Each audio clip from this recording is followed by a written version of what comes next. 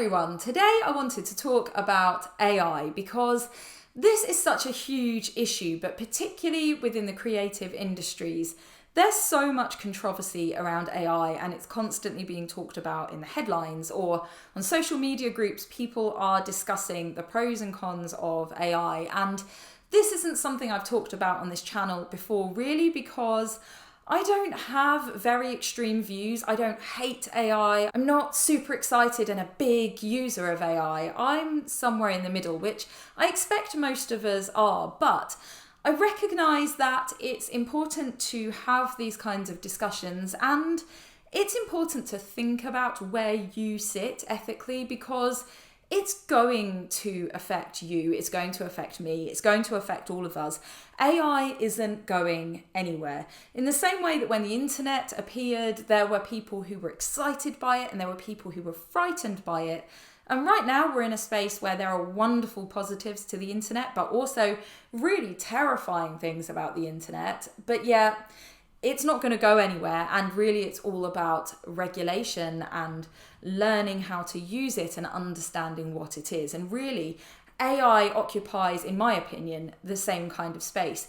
But that's why it's important to really think about how you feel about it and understand what it is and understand what the implications are. So I'm hoping by making this video that's what I'm doing, is that I'm kind of opening the discussion a little bit for those of us who don't have super strong opinions. That said, if you have strong opinions, I'm still interested. I'm still learning about this stuff, and I think we all are. So I would love you to share your knowledge, your experience, your opinions in the comments. Keep it nice. But for this to be a space where we can have healthy discussion around something that's going to impact us in this creative industry that we work in. So let's start with the positive, because it's nice to be nice. And I feel like a lot of the positive opinions that I have come, partly at least, from listening to the Creative Pen podcast. If you don't listen to that podcast already and you are an indie author, I very much recommend that you listen to it. If you do listen to the Creative Pen, you'll know that the host, Joanna Penn, is very positive and very excited by AI. She is somebody who learns about it, engages in it, uses it in certain ways, and discusses how it can enhance creativity and where there needs to be regulation. So she talks about being an AI-assisted artisan author and really focusing on what in your writing makes you human and what in your work makes you human, and really, creating beautiful artisanal books, but also being open to using AI to enhance your creativity or to streamline your workflow or to enable you to reach certain audiences. So for example, she talks about using AI for creative writing prompts, and she talks about using AI to make voice models so that you can have audiobooks even in other languages that you can't speak and that you don't necessarily have access to being able to have that narration or being able to afford as an indie author to have your book available in that way, so you can tap new markets. She talks about exciting uses of AI and she doesn't shy away from it. And I feel like it's worth listening to her episodes about AI to kind of catch her enthusiasm. She's also somebody who's really well informed about these subjects. I also think that some of my positivity comes from the way that I grew up. So my dad was an electronics engineer, and when I was young, we always kind of had technology around the house. So I had a Bondwell, what's it called? Like a portable computer. It's a laptop, but it's not in the realms of what a laptop is now. So we had that computer at home when I was, 8, 9, 10-ish years old. My brother is an IT consultant, and when we were growing up, he was always big into gaming and he liked programming computers. He always had various different kinds of exciting computers. I'm not an expert in this field. I'm just like around people who are. My husband is an electronics engineer, and in the early days of our relationship, when we were sort of teenagers at school, he used to buy components and build computers. He had a little mini business selling computers. And he is still someone who works in electronics, and he is kind of in that realm of being interested in how computers work rather than he's not a gamer, you know?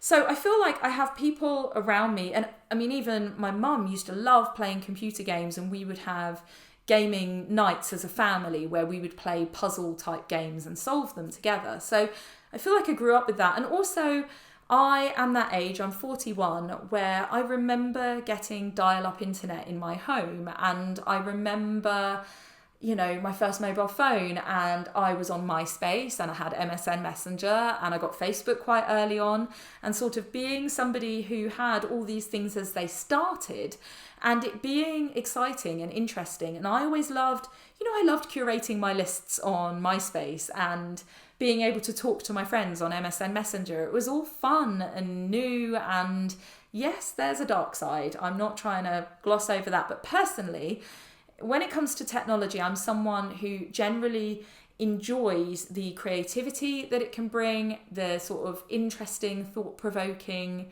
ideas, and the sort of enhancements that it can bring to life. And I find it interesting. And I mean, you know, I'm here on YouTube, and I love social media even now because I feel like it's really amazing for being a creative outlet, for discussing ideas, building communities.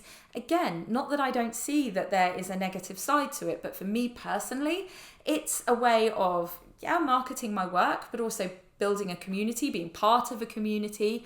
I really enjoy that side of social media. And so I am a person who likes that sort of fun, playful, creative side of technology. So I think naturally I fall into a camp of being like, oh, that's cool when there's something new. However, as I've said all along, I see the controversy, and I'm going to come on in a little bit to the negative side of things.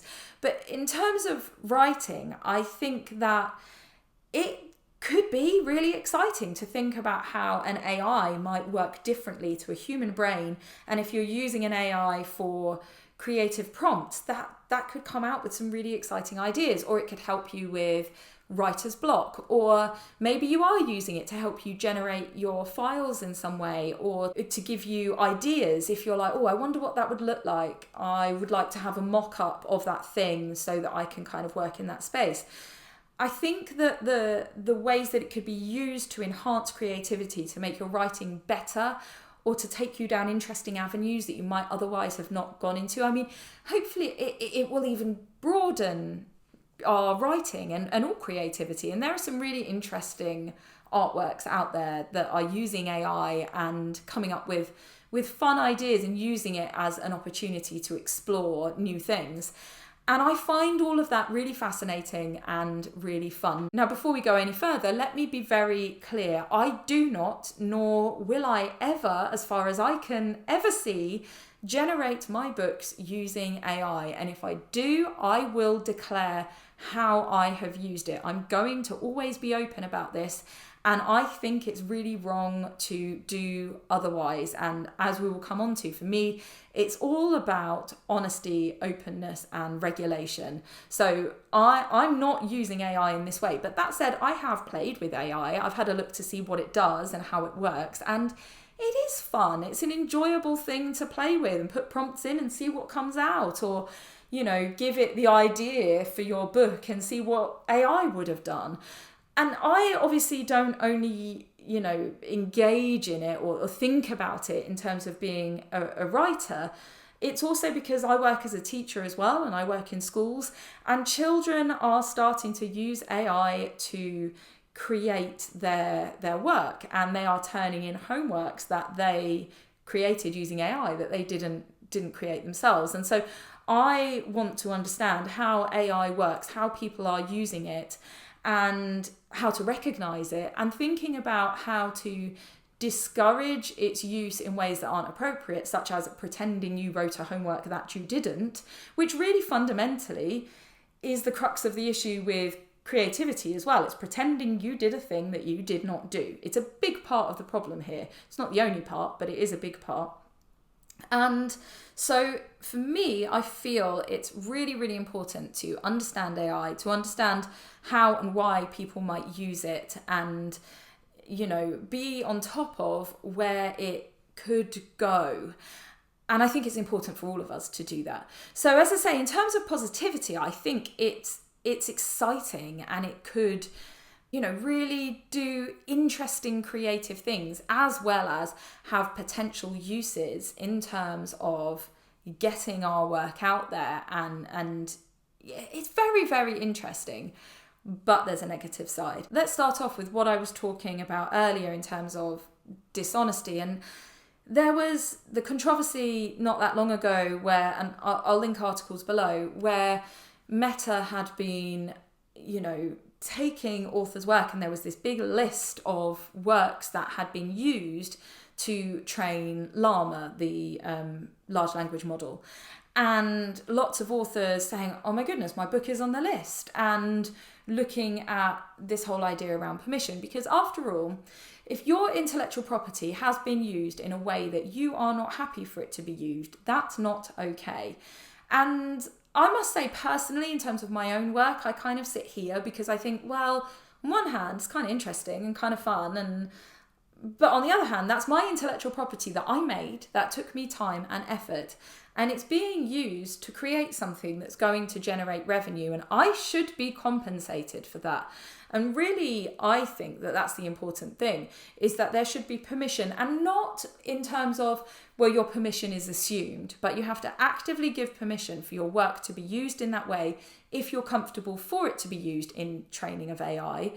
And then if it is used, you should have some way of monetizing that, because I don't think anyone should work for free. And I think that what we do is really difficult and time consuming. It's difficult to make a business from it, because every book takes a long time. Every part of the process is complex.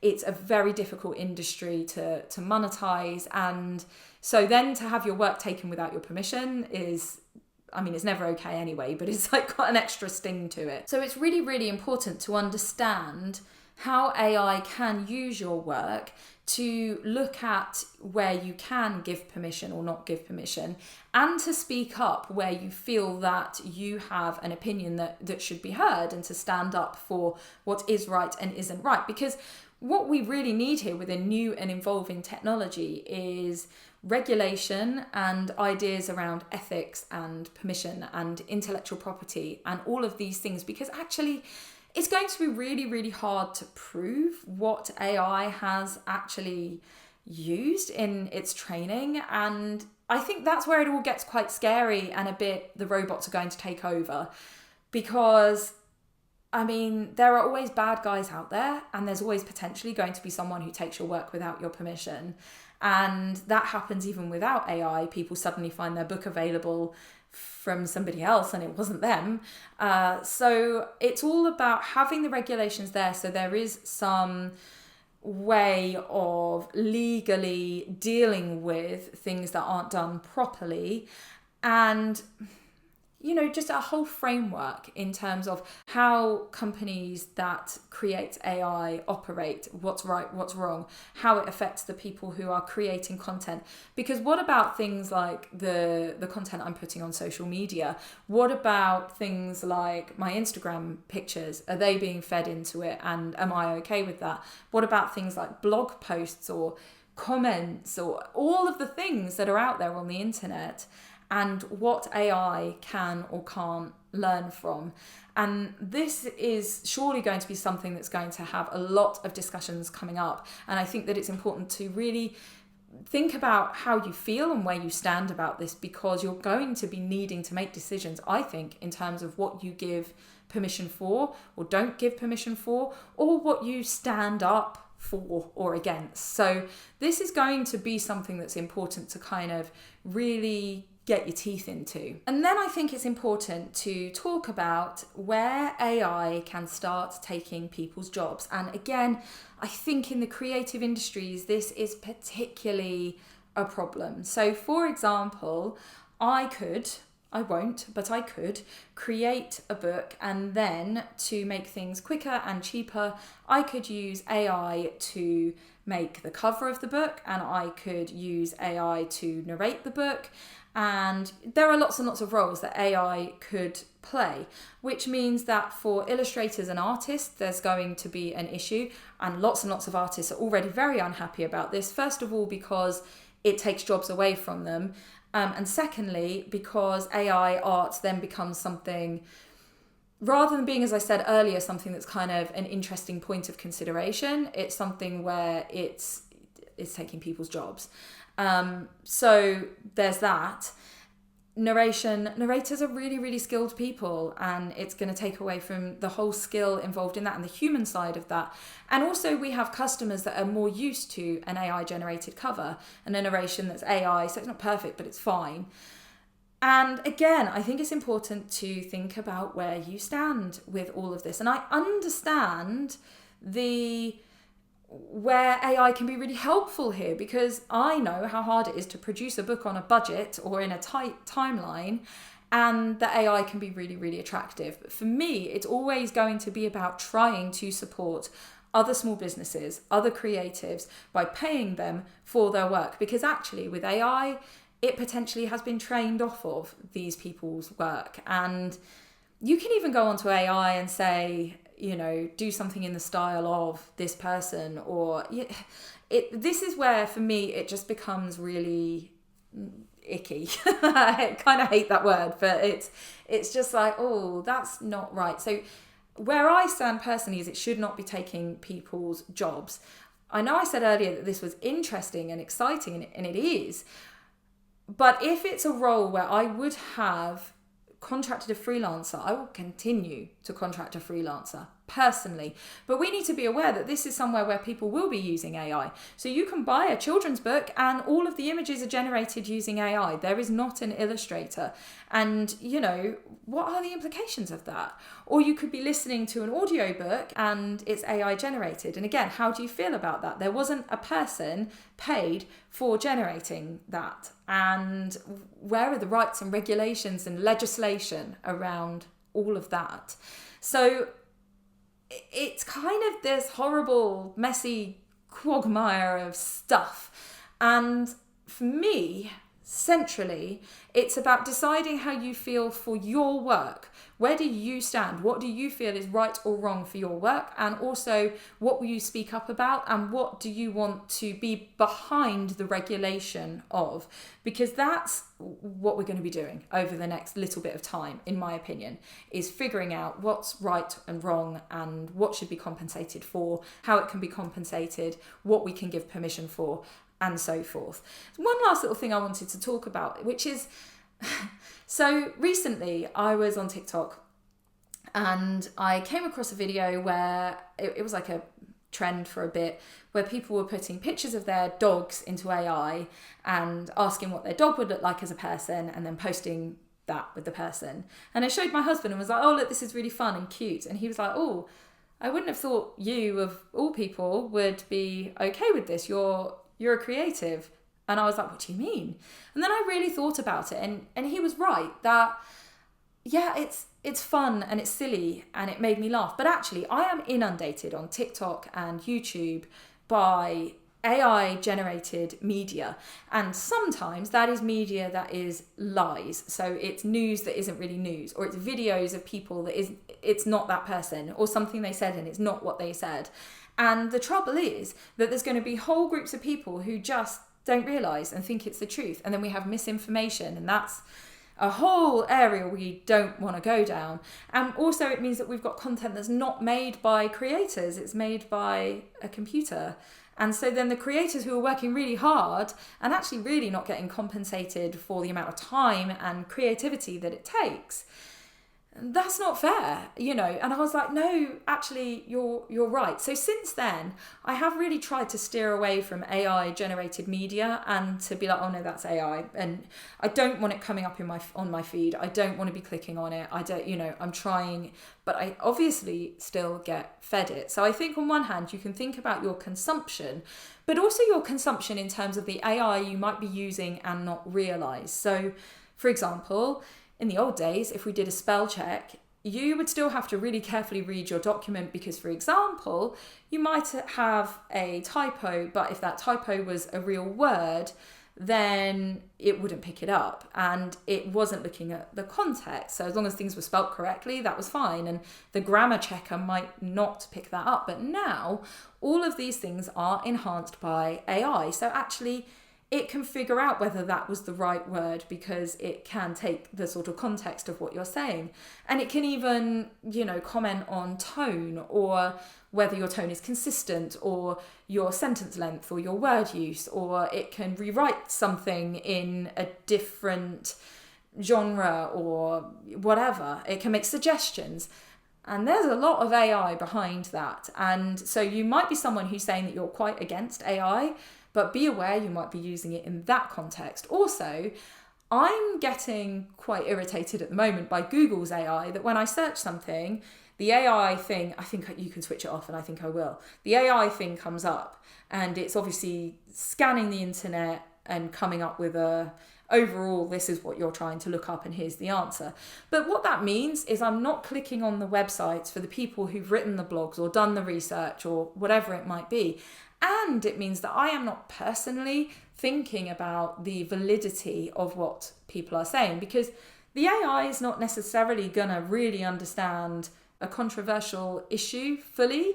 So if there's a whole lot of misinformation on the internet, surely the AI can pick that up and still present that. And I want to be able to look at who wrote it, why did they write it, do I believe them? It's like lots of us go to Wikipedia, but actually we all know that anyone can put anything on Wikipedia. And although people check it, there's still misinformation there. It's that whole thing of knowing what is a good source, who is making that post, who said that, is it true? And I feel like by taking that AI thing, we lose that.